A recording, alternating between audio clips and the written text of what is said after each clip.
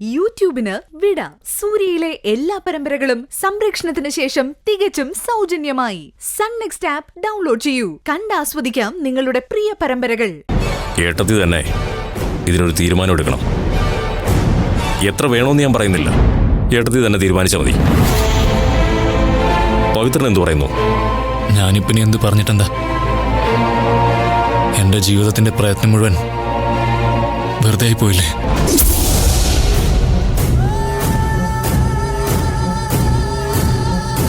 ചേച്ചി തന്നെ തീരുമാനിക്കട്ടെ എന്ത് ചെയ്യണമെന്ന്.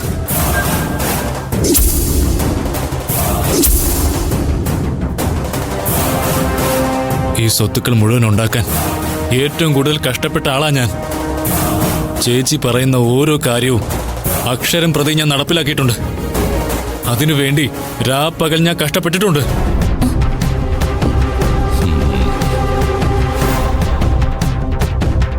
എനിക്ക് 10% മാത്രമേ അർഹതയുള്ളൂ എന്ന് ചേച്ചി തീരുമാനിക്കുകയാണെങ്കിൽ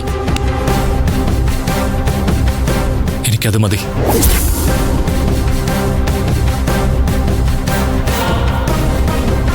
എനിക്കിനിയൊന്നും പറയാനില്ല. പവി, അവിടെ ഇരിക്കാൻ.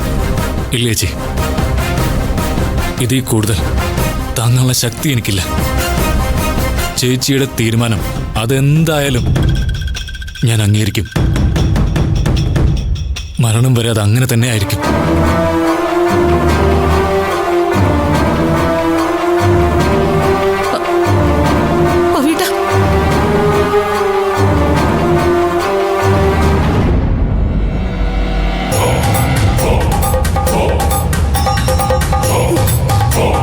കണ്ടില്ലേ ചങ്ക് പിടഞ്ഞ എന്റെ പവിയട്ടം പോയത്. വന്ന് കേറിയ ഉടനെ തന്നെ നീ കുടുംബത്തെ തകർത്ത് തരിപ്പണാക്കി കളഞ്ഞില്ലേ?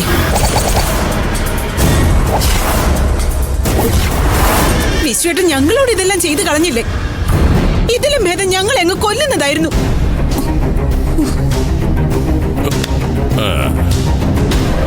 നിങ്ങളെല്ലാവരും എന്തിനാ ഇങ്ങനെ വിഷമിക്കുന്നത്? വിശ്വേട്ടൻ ഒരു വിൽപത്രം എഴുതി, അതിൽ വിശ്വേട്ടന് തെറ്റുപറ്റി. ഏട്ടത്തി അത് തിരുത്തി എഴുതി തരുമല്ലോ, പിന്നെന്താ?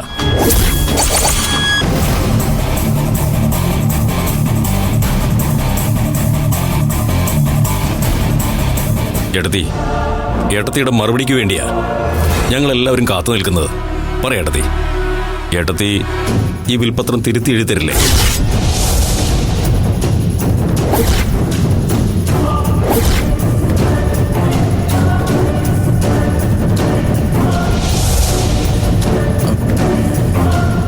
വക്കീലേ, വിൽപത്രം ഇങ്ങ് തന്നെ, ഞാൻ ഒന്ന് വായിച്ചു നോക്കട്ടെ.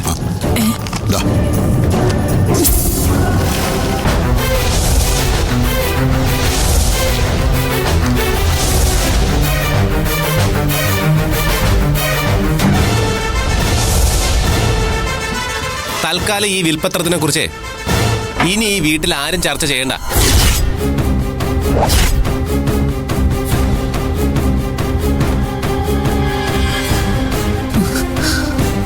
സമയാകുമ്പോ ഞാൻ തന്നെ പറയാം. അതുവരെ ഈ വിൽപത്രം എന്റെ കയ്യിലിരിക്കട്ടെ.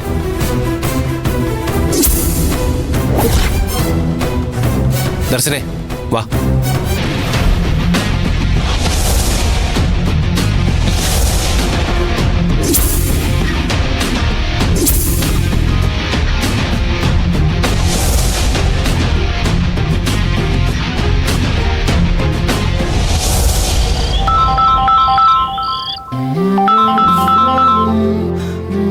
മുത്തശ്ശി ഇതെവിടെയായിരുന്നു കുറച്ചു ദിവസം? ഫോണിൽ വിളിച്ചിട്ട് പോലും കിട്ടിയില്ലല്ലോ. കുറച്ചു ദിവസമായിട്ടേ ഈ കുന്തം കേടായിരുന്നു. ഇന്നാ ഒന്ന് ശരിയാക്കി കിട്ടിയത്. പിന്നെ വിളിച്ചില്ലെങ്കിലും അവിടുത്തെ വിശേഷങ്ങളൊക്കെ ഞാൻ അറിയുന്നുണ്ട്. നീ ഇപ്പൊ ചെയ്തു വെച്ചേക്കുന്നതേ ആവശ്യമില്ലാത്ത കാര്യങ്ങളാ. എന്താ? ഇതിന്റെ ആവശ്യം ഇപ്പൊ ഉണ്ടായിരുന്നോ സുമംഗലേ? മുത്തശ്ശി, വിൽപത്രത്തിന്റെ കാര്യം കുറച്ചുകൂടി കഴിഞ്ഞിട്ട് പറഞ്ഞാ പോരായിരുന്നോ?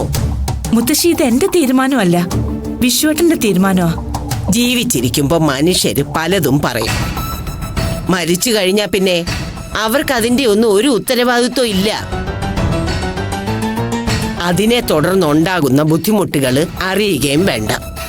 പക്ഷേ ജീവിച്ചിരിക്കുന്നവരെ തമ്മി തല്ലാതെ നമ്മൾ നോക്കണം. അതെ, നമ്മുടെ കടമയാ. അനാവശ്യമായ സമയത്താണ് നീ വിൽപത്രം വായിച്ചത്. എന്നിട്ടിപ്പ എന്തായി? അത് ബഹളമായില്ലേ? വിൽപത്രം എഴുതി വെച്ചതും അവർക്ക് കൊടുക്കാനുള്ള സ്വത്തിന്റെ കണക്ക് നിശ്ചയിച്ചതും ഒന്നും ഞാനല്ലല്ലോ, വിശ്വേട്ടനല്ലേ. പിന്നെ എനിക്ക് എന്ത് ചെയ്യാൻ കഴിയും മുത്തശ്ശി? നിനക്ക് മാത്രമേ ചെയ്യാൻ കഴിയൂ. വിൽപത്രത്തിന്റെ അകത്തെ ഒരു വാക്കുകൂടി എഴുതിയിട്ടുണ്ടല്ലോ, എന്തെങ്കിലും മാറ്റം വരുത്താനുള്ള അവകാശവും അധികാരവും സുമംഗലയ്ക്ക് മാത്രമായിരിക്കുമെന്ന്. അതിൽ പിടിച്ചായിരിക്കും അവരിനി ബഹളം ഉണ്ടാക്കാൻ പോകുന്നത്. ശതമാനക്കണക്കിലെ കൂടുതൽ വേണോന്നും പറഞ്ഞ് അവരെല്ലാം നിന്റെ നേരെ വരും. ഓരോരുത്തർക്കും എത്ര കൊടുക്കണമെന്ന് നീ തന്നെ തീരുമാനിക്കേണ്ടി വരും. ഈ ഭാരം നിനക്ക് താങ്ങാൻ പറ്റുമോ സുമംഗലേ? എനിക്കറിയില്ല മുത്തശ്ശി. വിൽപത്രം ഇപ്പോ മോന്റെ കയ്യിലാ. തൽക്കാലം ഇതിനെക്കുറിച്ചൊന്നും ആലോചിക്കണ്ടെന്നാ അവൻ പറഞ്ഞിരിക്കുന്നേ. അത് തന്നെയാ അതിന്റെ ശരി. ആ, പഠിപ്പും വിവരവും ഒന്നും ഇല്ലെങ്കിലും രൂപേഷ് മോനെ ഇപ്പൊ കാര്യങ്ങളൊക്കെ മനസ്സിലായി തുടങ്ങി. ദർശനം വന്നതിൽ പിന്നെ മോന് നല്ല മാറ്റമുണ്ട് മുത്തശ്ശി. ചില കാര്യങ്ങളൊക്കെ അവൻ പറയുമ്പോ ഞാൻ തന്നെ അന്തം വിട്ടു പോവാ. പഴയ രൂപേഷ് തന്നെയാണോ ഇതൊക്കെ പറയുന്നതെന്ന് എനിക്ക് തോന്നും. അത്രയ്ക്ക് ദർശന എന്റെ മോനെ മാറ്റിയെടുത്തിട്ടുണ്ട്. ശരിക്കും എന്റെ മോന് കിട്ടിയ ഭാഗ്യം തന്നെയാ ദർശന. സത്യമാണോ സുമംഗല ഇതൊക്കെ? അവന്റെ കാര്യത്തില് ഇങ്ങനെ ഒരു സന്തോഷം കേൾക്കുന്നത് ഇതാദ്യമായിട്ടാ. ദർശന മിടുക്കിയ, മിടുമിടുക്കി.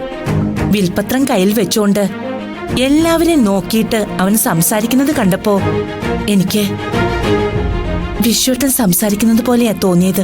ആണോ? എന്റെ മോന്റെ ഈ മാറ്റത്തിന് ഞാൻ ദർശനയോടാ മുത്തശ്ശി കടപ്പെട്ടിരിക്കുന്നത്. അവര് തമ്മില് ഒരിക്കലും പിണങ്ങാതെയും വേർപിരിയാതെയും നീ വേണം നോക്കാൻ. അവനെന്ന് പറഞ്ഞാ അവൾക്ക് ജീവനാ. തിരിച്ചവനും അങ്ങനെ തന്നെയാ. എന്നും ഇങ്ങനെ തന്നെ ഇരുന്നാ മതി. വിൽപത്രത്തിന്റെ കാര്യത്തില് അവൻ പറയുന്നത് പോലെ മാത്രം നീ കേട്ടാ മതി. അതിലെന്താണോ എഴുതിയിരിക്കുന്നത് അതുപോലെ ചെയ്ത് അവരെ അങ്ങ് പറഞ്ഞു വിട്ടേക്ക്. അങ്ങനെ പറഞ്ഞു വിടാനായിരുന്നെങ്കിൽ ഞാൻ എന്നെ അത് ചെയ്യുമായിരുന്നു. അത് ശരി. പിന്നെ നീ എന്താ ചെയ്യാൻ പോന്നേ? എല്ലാവരും സന്തോഷത്തോടെയും സ്നേഹത്തോടും കൂടി ഈ വീട്ടിൽ ഒരുമിച്ച് ജീവിക്കണം. എന്റെ കണ്ണടയുന്ന കാലം വരെ ആരും പിരിഞ്ഞു പോകരുതെന്നാ എന്റെ ആഗ്രഹം. നിന്റെ ആഗ്രഹമൊക്കെ കൊള്ളാം. പക്ഷേ കാലമൊക്കെ വല്ലാതെ മാറിപ്പോയി മോളെ. മനുഷ്യരിപ്പോ അവനവനിലേക്ക് തന്നെ ചുരുങ്ങിക്കൊണ്ടിരിക്കുക. ഒരുപാട് ആളുകൾ ഉള്ളിടത്ത് ജീവിക്കാനേ ആൾക്കാർക്ക് പേടിയാ. അവരവരുടെ കാര്യം മാത്രം നോക്കി ഒരു മുറിക്കകത്ത് ഒതുങ്ങിക്കൂടിയ അത്രയും സന്തോഷം. അല്ല, അങ്ങനെ വിചാരിക്കുന്നവരാണ് കൂടുതലും. എന്തായാലും എല്ലാവരുടെയും അഭിപ്രായം എന്താണെന്ന് നോക്കട്ടെ. സ്വത്തിന്റെ കാര്യത്തിലായാലും ആരും വേദനിക്കുന്നത് എനിക്കിഷ്ടമല്ല. എനിക്കും എന്റെ മോനും മാത്രമായിട്ട് ഒന്നും വേണ്ട. എല്ലാവരും സന്തോഷമായിട്ടിരിക്കണം. കുടുംബത്തിൽ എന്നും സ്നേഹം ഉണ്ടാകണം. എനിക്കത്രേ വേണ്ടൂ. നീ പറയുന്ന ഈ സ്നേഹം ഒരു വലിയ മരവാ. പടർന്ന് പന്തലിച്ച് കിടക്കുന്ന ഒരു വലിയ മരം. പക്ഷേ ഇപ്പൊ നീ വായിക്കാൻ പറഞ്ഞ ഈ വിൽപത്രം ഉണ്ടല്ലോ, അത് കുടുംബത്തിനെ തകർത്ത് തരിപ്പണമാക്കാൻ പോകുന്ന ഒരു ബോംബ. അത് നിനക്ക് ഓർമ്മ വേണം. പണത്തിനും സ്വത്തിനും വേണ്ടി സ്വന്തം അച്ഛനെയും അമ്മയും വരെ മക്കള് കൊല്ലുന്ന കാലമായത്. മരുവത്തൂർ തറവാട്ടില് അങ്ങനെ ഒന്നും ഉണ്ടാവാതെ നോക്കേണ്ടതേ നിന്റെ കടമയാ. മുത്തശ്ശി അതിപ്പോ സുമംഗലേ, സൂക്ഷിച്ചു വേണം ഓരോ ചുവടും മുന്നോട്ട് വയ്ക്കാൻ. ശരി മോളെ, വിളിക്കാം.